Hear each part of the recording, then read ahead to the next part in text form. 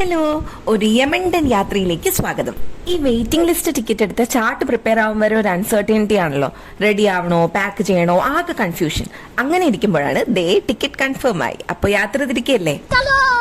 ഈ ട്രെയിനിന്റെ boarding station വന്നിട്ട് 145 കിലോമീറ്റർ ദൂരെയാണ്. അതിന് വേറെ ട്രെയിൻ ബുക്ക് ചെയ്തിട്ടുണ്ട്. സമയമില്ലാത്ത സമയത്ത് ഒരു വിശപ്പും, അങ്ങനെയും കുറച്ച് സമയം കളഞ്ഞ് നോക്കുമ്പോൾ ക്യാബും ഒന്നും ബുക്ക് ആവണില്ല. പിന്നെ നമ്മുടെ സ്ഥിരം ഓട്ടോ അപ്പൂപ്പനെ വരുത്തി. സമയത്തിന് എത്തില്ല എന്ന് അറിഞ്ഞിട്ടും ഒന്ന് ഞെരിച്ചു നോക്കാൻ തീരുമാനിച്ചു.